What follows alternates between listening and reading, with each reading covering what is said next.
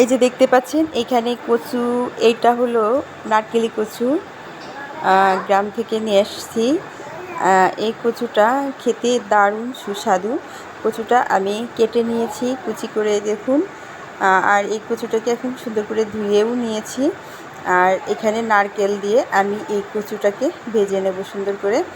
তো নারকেল দিয়ে নারকেলি কচু ভাজলে অনেক মজা লাগে। তো আমি চুলায় চলে আসছি, আর চুলায় আমি কড়াইয়ে তেল দিয়েছি পরিমাণ মতো।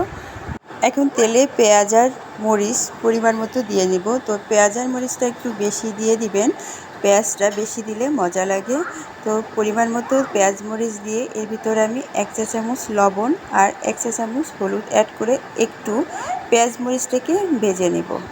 তো আমি এখন 1 চা চামচ হলুদ দিয়ে দিব। হলুদ দিয়ে পেঁয়াজ মরিচটাকে একটু সুন্দর করে ভেজে তারপরে আমি নারকেলি কচুটা এর ভিতরে ঢেলে দিব।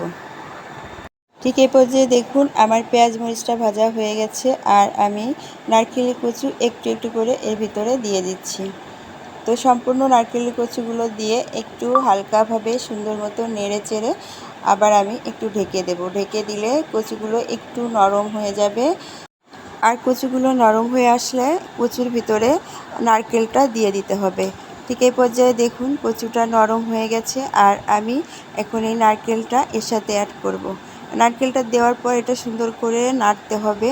আর যতক্ষণ পর্যন্ত ভাজিটা লাল না হয়ে যায়, সম্পূর্ণ নারকেলের সাথে সুন্দর মতো মিশে না যায়, ততক্ষণ পর্যন্ত ভাজিটা সুন্দর করে নাড়তে হবে আর ভাজতে হবে।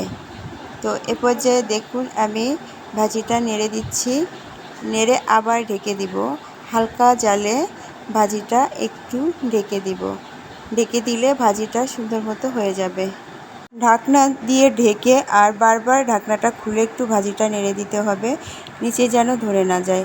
আর এই পর্যায়ে দেখুন আমার ভাজিটা হয়ে গেছে, একদম লাল হয়ে সুন্দর মতো ভাজিটা হয়ে গেছে। এখন পরিবেশনের পালা। দেখতে পাচ্ছেন ভাজিটা অনেক অনেক ইয়ামি লাগছে, খেতেও কিন্তু দারুণ মজা। এই নারকেলি কচুটা নারকেল দিয়ে রান্না করলে অনেক অনেক মজা লাগে। প্লিজ একবার একটু ট্রাই করে দেখুন। আর আমার এই ভিডিওটা যদি এতটুকু ভালো লেগে থাকে তাহলে অবশ্যই অবশ্যই আমার চ্যানেলটা সাবস্ক্রাইব করতে ভুলবেন না। আর যারা করেছেন তাদেরকে অসংখ্য ধন্যবাদ। আল্লাহ হাফেজ, আসসালামু আলাইকুম।